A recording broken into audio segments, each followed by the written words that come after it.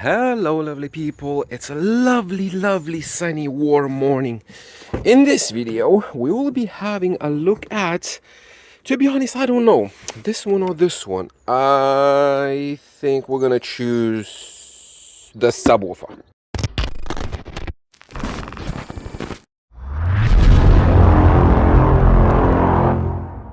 Okay, before we start, I would like to say a huge thank you to Audiotec Fischer for providing this subwoofer for testing and reviewing. In this video, we're going to open the box. I'm going to tell you all about this very interesting subwoofer. We're going to try to figure out why this subwoofer was made as it was and what it can do. So it's going to be more theoretical stuff as well. We're going to jump into the laptop. We're going to have a look at some modeling. We're going to model different enclosures based on different parameters. However, in this video, I will not be physically testing it because I need to build enclosures. So that will take some time. And in the next upcoming video, we're going to put this subwoofer in a few different boxes and we're going to take some objective measurements and we're going to analyze those. But in this one, we're going to have a look at the product itself. So this is the newest subwoofer from Helix. It's called Impact Q Series and the model number is IQ W10. Dual voice coil, 2 ohms. So this is a 10-inch subwoofer. It's called performance subwoofer that has a very unusual thing going for it. Now what that is, I'm gonna show you in a minute or so. This box is heavy. It's heavy, it's big. So let's have a look at one side. We have some descriptions: audiophile grade subwoofer, tunable mass system, TMS. This is the main thing about this subwoofer that we're going to be checking out. Engineered for high power, handles up to 750 watts. Now, why an SQ subwoofer needs to handle 750 watts, especially a 10-inch? We're going to talk about this as well because most 10-inch subwoofers will be somewhere between 300 and 400 watts. If you saw the 10-inch subwoofer shootout that I did, the K2 was the most powerful together with the Alpine shallow mount, but all the other ones are like 300, 350, 400 watts. This is 750 and this is just some marketing stuff.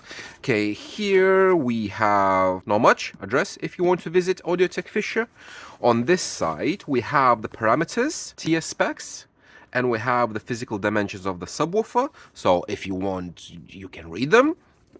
And on this side, you can scan for a manual, I believe. So let's open the box and let's have a look what's inside. Now, if you know my channel, if you know me, probably you know that I do feel something for two brands, which is Alpine and Helix stuff, because I just love their stuff. So take this review as you want, but what I'm going to try to do is leave my feelings out of it and just give you more objective stuff. So we have our manual with all the TS parameters, and you can see these TS parameters are different depending on the mass that we're gonna add. The main thing that we can take from this is that it's a 750 watt subwoofer, dual 2 ohms, so you will be able to wire it down to 1 ohm. This is done for Helix M1X monoblock amplifier because that one does about 750 into 1 ohm load. Now you could wire it into a 2-channel. Now you're not gonna wire it into a DSP amplifier because even if you use 2 channels times 2 ohms, it's still not going to be enough power. So you need a 1 ohm stable monoblock or like a 3K amplifier at 4 ohms, but nobody's going to use it. The other thing that kind of important for me is the X-Max. So it is 12 millimeters, which is very typical for a 10-inch subwoofer. So most of the stuff is kind of typical for a 10-inch apart from the power handling and all the other stuff that we're going to change by adding the mass. Now you have a few diagrams for connections, nothing important. Here we have our tunable mass system with 2 screws and instructions how to do this. So let's actually take everything out and then I'm going to show you what that tunable mass is and what we do with it. So we do have a gasket for the actual subwoofer that goes around. This is a very nice inclusion. However, this gasket is rubber. It's not foam, so it's not really squishy. And we have another gasket for the thing in the subwoofer itself I'm going to show you. Now in this box we have accessories below, so they're going to be inside the box. I need to take the subwoofer out. Now this sucker is bloody heavy, so there we go. Subwoofer out. Let's remove this. It's packaged very well. You can see it's protected from everything, and even at the bottom we have this for the magnet, which is very cool. At the bottom here we have all our extra stuff. So I'm just gonna try to remove the bags of goodies, whatever we have. We have one bag. There we go. That's the second bag. So this subwoofer looks like that. It has the protective grill included and incorporated into the basket. You can remove it, but it looks like this. So let me just show you. It has a massive rubber boot.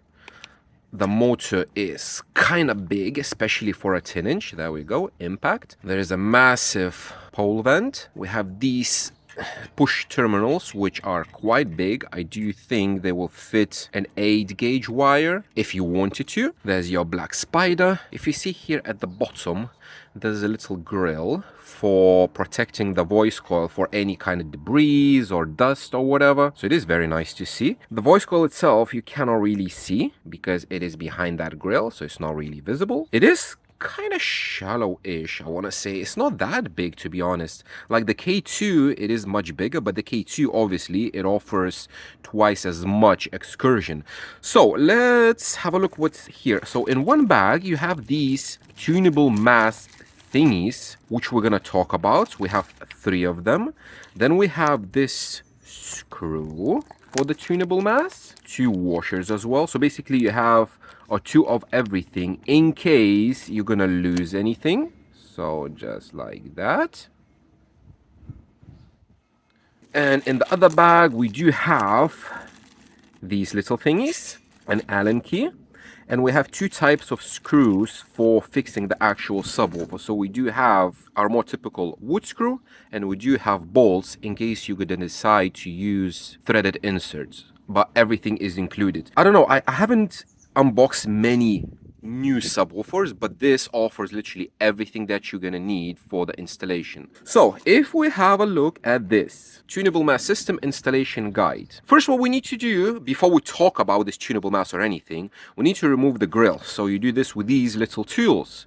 You just pop them in the grill like that, and you pull, and the grill comes out. Nice. It's like the little tools to pull out the stereo back in the day. So from first glance, it does look very, very nice. This cone material, what is this cone material actually? I just had to look up in the manual because I don't know. It's fiberglass mylar honeycomb kind of structure thingy. So you can see the honeycomb pattern. Like the form factor itself, I have the Dayton RSS 265. The form factor itself looks extremely similar. The surround, the size of the surround, the only difference I think is the basket itself is a bit bigger. This basket is die cast, so it is thick and heavy. We do have these, you can see these gaps. They look very cool. So like if you're looking from outside, it looks like a normal subwoofer. However, it has something very, very unusual, what is called a tunable mass system. When the subwoofer was announced and when people started to read about stuff, they started to directly compare this subwoofer to the Cervin Vega Strokers. However, those subwoofers are very, very different. So typical normal subwoofer is just you cannot change anything, you cannot do anything. And what you have to do when you model based on the TS parameters, you're building a box for that specific subwoofer. In reality, everything goes kind of the opposite. When a speaker or subwoofer designer designs the subwoofer, he designs it for a specific box application. Now the problem is that people are different. Different people have different music tastes. Some people want a more punchier bass, some want more low-end extension, some are somewhere in the middle. With a normal subwoofer, it's just you get what you get, and you have little flexibility in changing how the subwoofer sounds without manipulating EQ and that kind of stuff. The old school heads, they will build an enclosure to suit the sound signature that they want from a subwoofer. Now again, if we're coming back to the speaker designers, when they are designing a subwoofer, they're choosing the subwoofer parts like soft parts, the motor structure and everything. They're choosing them and manipulating them to get different specs like on this sheet. If you're into modeling, if you use WinISD, if you tried to model a few different boxes, you probably notice that the main specs that affect how a subwoofer performs in a box, how it rolls off, and the low end extension is going to be your QTS and the FS. The lower the FS of a subwoofer, the lower it will play before starting to roll down. The QTS of the subwoofer will define the actual roll-off rate or the steepness of that slope. So we say that 0.707 is kind of ideal because it's the most flat. Everything above that, you're going to have a little bump in the frequency response. And if you have your QTC of the box lower than 0.7, like 0.5, 0.4, whatever, that's going to have a very, very shallow roll-off. Now that obviously will impact how the subwoofer sounds. Higher QTS subwoofers will sound a bit more impactful, a bit more punchier, just because they have a bit more energy at or above FS. So as a speaker designer, again, you're trying to manipulate different materials, different stiffnesses to achieve and to get what you want. After the subwoofer is built, after everything is assembled, you cannot change pretty much anything else apart from the mass. The easiest way how you can manipulate and change subwoofer parameters is adding mass to the subwoofer cone, and that added mass will change the specs.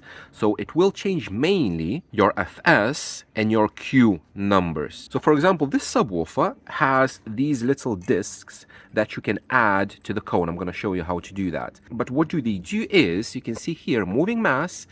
The moving mass of the subwoofer itself with no weights added is 158 grams, which is a bit on the heavier side for a 10-inch, but obviously they had to incorporate this actual mounting mechanism for the weight, so that adds a little bit extra mass. And then you can add these discs. So each disc is 52 grams, and it adds to 212, 264, and 317 grams with all three discs. When you add this mass, obviously the more heavier cone will have a lower FS, that is the resonant frequency. So we start from 38 hertz, and then every added disc will reduce the resonant frequency by, looks like, 4 hertz. So with one disc you have 34, then 30, and then 28 hertz. Now there are ways how you can achieve kind of the same result without the mass. For example, if you want to lower the FS of a subwoofer, you have to make the suspension much more softer. So the softer suspension, it will resonate at a lower frequency. Stiffer suspension will resonate at a higher frequency. However, there's downsides to both. And basically, when you're changing these parameters, the FS and MMS and QTS, you can manipulate the enclosure size. So the optimal enclosure size will be different for different added mass. Now, I think this is the point where we're going to talk why did they chose this approach and why did they do it. Helix, in my opinion, is a brand that tries to make everything simpler for both, for the installers, for the shops, and for the DIYers, the people that install everything themselves. In order to simplify everything, you can have kind of two approaches. One approach is to minimize the options that you're supplying. The other option, which Helix took, is to make a thing that will suit very different needs. So as a shop, as an installer, even as a DIYer, you can get one single subwoofer. You can stock boxes of the same subwoofer that will fit the needs of different people. As I mentioned previously, if you want a punchier bass, you would want to choose one subwoofer. If you want the low-end extension, you need to choose a different subwoofer. So you have to stock like two different kinds of subwoofers. However, here you need only one, because this subwoofer can do many different things. It's like a Swiss Army knife of subwoofers that you have one thing and it will fit different applications and different needs. So this subwoofer can be installed, if we have a look at a seal box, from 13 liters all the way up to 30 liters box. So this is a massive range of volume that you can make a box. Same for vented, from 27 liters all the way up to 65. It kind of sounds ridiculous when you think a 65 liter enclosure for a 10-inch subwoofer. but it's going to make more sense when we're going to have a look at the modeling. So from installer point of view, you need to stock only one subwoofer to fit probably like 80% of your customer needs. From the perspective of a DIYer, especially a new person that doesn't know what he wants and doesn't know what subwoofer to choose, I think this subwoofer would be a perfect choice, because as a DIYer, you can try out like 6 different enclosures and 2 different applications, sealed and ported, with the same subwoofer. Now, a lot of car audio subwoofers are made to perform good in sealed and in ported. However, the enclosure size and what you can do with it is kind of limited. But with this tunable mass system, you have much more flexibility in achieving the goal that you actually want. So I did realize that I'm rambling quite a lot without telling you much about this actual subwoofer, but as I mentioned, this video is just kind of theoretical overview of what this subwoofer can do. So if we have a look at the seal boxes, the lower limiting frequency minus 3 dB point of an enclosure is basically tells you how low the enclosure plays, and in this case, in the smallest enclosure we have a 65 hertz, and with all the added mass in the bigger enclosure at 33 hertz. In a sealed enclosure for a 10-inch subwoofer, 33 hertz extension is very low. Now, if we have a look at the ported boxes, vented enclosures, we're going even lower than that. So the smallest enclosure is going to be 33 minus 3, and the biggest one, 65 liter enclosure, is going to be at 18 hertz. So in a car, do you need the extension down to 18 hertz? Probably some people need it. If you want IB performance, but you're not determined enough to cut your car, probably a subwoofer like this with extension down to 18 hertz will do your justice. And this is what I mean, that you can try different enclosures without buying different subwoofers. You buy one subwoofer and you can try whatever you want, and when you find what you want, then maybe you can find a different subwoofer from whatever Helix, Brax is offering to suit your application a little bit better. This is again like a Swiss Army knife of a subwoofer. So how does this tunable mass thingy works? What you have, it's a removable dust cap. So if I'm gonna go like this and I'm gonna try to be very gentle, wiggle it out, there we go. You have a plastic cover, you have this rubber O-ring that you have a spare one, there we go, with the gasket. You have a spare one if you're gonna lose it. And then we have a threaded insert in here. So what you do, when you decide what you want to use, 1, 2 or 3 of these discs, you add this disc to the center of the dust cap. Now at the bottom there is a little rubber pad, so that if you're adding 2 discs, they will not make any sounds and you can compress them a little bit. So let's add 2. Then you take this screw, you put it in the middle, and you use the Allen key to tighten it up. There we go. The main thing is not to over tighten it, because if you're gonna over tighten it, you're gonna rip the threads out and you're gonna ruin your subwoofer. This washer, I don't know if you're able to see, it's like a lockable washer. It's not a normal washer, but it locks the screw in place, so it's not gonna come out from vibrations. And then you put this dust cap back on very gently. There we go. Just to go inside, and now you have a subwoofer with 264 grams of moving mass. This is the point of the video where we're going to talk about Hoffman's iron law. So hopefully you heard about this. Justin, DIY audio guy, has, I think, a dedicated video about this. Hoffman's iron law talks about 3 things of a subwoofer performance. That is low end extension, enclosure size, and sensitivity. And if you want to have 2 parameters good, 1 is going to be bad. So in this specific case, what you have with added mass, you're lowering the low end extension. That is, the subwoofer can play lower. It can play in a small enclosure. However, the sensitivity is gonna go down. The heavier the cone, the more power you need to move it. That's why you see like a 10-inch Pro Audio mid-bass driver with a cone that weighs least, I don't know, 30, 40, 50 grams, the sensitivity is going to be close to 100 decibels. Whereas this, I would imagine, is going to, does it say anything in the manual about sensitivity? 86 dB into 1 meter. So it's kind of lowish. And when you add that mass, the sensitivity is going to go even lower than that. This is exactly why we need this big booty on the subwoofer. If you have a very low... Can you please shut up? Every freaking morning, these... When you have a very low sensitivity subwoofer, you need to feed it a lot of power to get the output. And this is the actual reason why you could not do this on a normal typical subwoofer.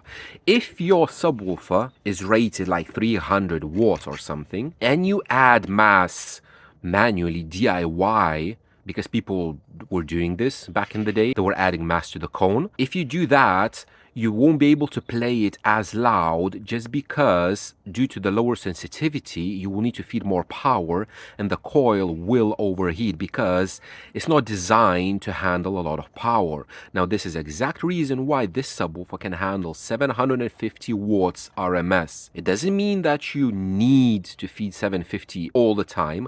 If you're not using any added mass, the cone is light, and if you're using a little bit bigger enclosure, you might reach excursion limits with like 300 watts. When you're adding mass, you will need to feed 750 watts to reach excursion limits. This is why it has that big of a power handling. Now, some people will consider this to be a very bad thing because a lot of people like more sensitive subwoofers that you need less power to drive them. However, this is a compromise. Again, Hoffman's iron law. You have to compromise something to get something. If you want high sensitivity subwoofer, obviously you need a massive enclosure or to have a lower moving mass. If you have a lower moving mass, obviously you're sacrificing the coil heat dissipation, so the coil cannot take any power, and with a lower moving mass cone, the cone has to be thinner, made of lighter materials, and it's not going to be as good in reproducing lower frequencies. You're going to have more distortion at lower frequencies. Every subwoofer, every speaker is a compromise between something. In this specific case, we are compromising by sacrificing the efficiency of the subwoofer to have that lower end extension and to be able to have this subwoofer in a 13-liter enclosure, which is 0.3.4 cubic foot. It's a tiny enclosure. So in my personal opinion, again, this subwoofer is perfect for shops that can serve different customers with a single driver. The dual 2-ohm coil matches perfectly modern amplifiers that are stable down to 1 ohm and that make the most power at 1 ohm. And I think this is perfect for DIYers that don't know what they want. You can buy one single subwoofer, you can try it in a different enclosures, and you can choose whichever you prefer. So now very quickly we're gonna have a look at the modeling. What I did is I took 4 different kind of subwoofers and enclosures, went for 4 sealed enclosures, 13, 19, 25, 30, basically everything that is recommended, and exactly the same for the vented with these port tuning frequencies 35, 28, 23, 21. In sealed enclosure, this is a transfer function magnitude where we see that the smaller the enclosure with lower moving mass, we have less low end extension, obviously. And then we get, so for example, this one is no weight added, plus 1 weight added in a large enclosure, plus 2 weights in even larger, and plus 3 weights in largest. So you can see that when we add the weights and increase the enclosure size, the low end extension becomes massive. Now you might ask, what if I would take no weights and I would just increase the enclosure to match this one? So for example, this is 30 liters with 3 weights, and we have 13 liters with no weights. So if I would increase up to 30 liters, see, we're lowering the Q, but we don't get that low end extension. If I'm gonna go even bigger to 60 liters, you see, it's not the same. So increasing the enclosure size will lower the Q of the enclosure, but it will not let you have more output at lower frequencies. In order to do that, you need to increase the moving mass in this case. Well, you need to lower the Fs, but in this case, you're lowering the Fs by increasing the moving mass. So let's go back to 13 liters. And we can see that with these, we have the QTC of the enclosure, 0.74, close to ideal, plus 1 weight, 0.74, the same, plus 2 weights, 0.8, a little bit bigger, but kind of the same, and plus 3.868. So it's a bit higher because you can see here is a bump above the 0 dB mark. But in general, you have kind of almost the same shallow roll off, close to 0.7, 0.8, but in a lower frequency. Now, I'm going to show you the SPL tab. This is all of these subwoofers on the same power. It doesn't matter the power, it doesn't matter how many watts, but what I want to show you is the efficiency. So you can see that, for example, with no weights added, the break point is like 53, 54 hertz. Below that, it's less efficient than others. Above that, it's much more efficient. And when you add the mass, the efficiency here at the higher frequencies goes down. With 2, it's even lower, and with 3, it's even lower. However, below 50 hertz, it's kind of the opposite because you have that low end extension. So yes, with added moving mass using the same power, you're losing the efficiency, close to 2 dB down, 2 dB down, another 1 dB down, but you're gaining that extra low end. So this is sealed. Let's have a look at the ported. I'm going to leave this sealed just to compare the biggest sealed and the smallest ported because it's kind of the same volume. You can see 30 liters for sealed and 27 for ported. So same box, just different application. We have the low end extension kind of almost the same. The only difference is going to be the roll off, where the sealed will have a shallower roll off and ported will have a much steeper roll off. So now let's compare ported, no weights added, plus 1 weight, a bigger box, tuned lower. Obviously, the low end extension is much more, plus 2 weights, a bigger box, and plus 3 weights, a bigger box. Again, same like as with sealed, you have much more and more and more low end. The negative side to this, again, if we're going to go to SPL, we have lower efficiency, where we have here with the lowest moving mass, the highest efficiency. This again, on the same power, the power doesn't matter with the number, but it's the same power. So I have the highest, then minus 2 dB. You're losing 2 decibels by adding the mass. However, you're gaining the low end extension. Plus, again, you're losing another 2 decibels, but you're gaining low end. And with this one, you're losing another 1 probably, and you're gaining low end extension. Another thing, if we're going to have a look at the group delay, let me show you the sealed first. The lowest moving mass option has the lowest group delay, and plus 1 higher group delay, plus 2 and plus 3, you have higher and higher group delay. With ported is a bit different because it will be affected by the tuning frequency as well. But you can see, for example, the highest sealed group delay and ported, there's a massive difference. Ported boxes have very high group delay. No weight have a group delay peaking about 20 milliseconds, and it's about 30 something hertz. And then the group delay gets bigger and it gets lower in frequency, where the plus 3 weights will have a massive group delay, but it's at a very, very low frequency, below 20 hertz. Is it audible? That's a question. But if you compare sealed with ported, we see that the negative side of this increased weight and lower tuning frequency is not necessarily because of the subwoofer, it's just a property of the ported enclosures in general, that the lower you tune, the more group delay you have and at the lower frequencies. So again, if we're coming back to this, and I'm going to show you this one, ported enclosure, 65 liters tuned to 21 hertz. Yeah, so WinISD shows 17.3 hertz. The minus 3 dB point in here is 18. So yeah, it's kind of the same. So this, for a car, I don't know how practical it is, because if you think about it, 65 liters, that's what, 2 cubic feet, plus a port of reasonable size with a tuning frequency of 20 hertz, it's another probably half a cubic foot, plus all the material size, and you have, I think, close to 3 cubic foot enclosure for a 10-inch woofer. However, it will play with authority below 20 hertz. So yeah, it depends what you need.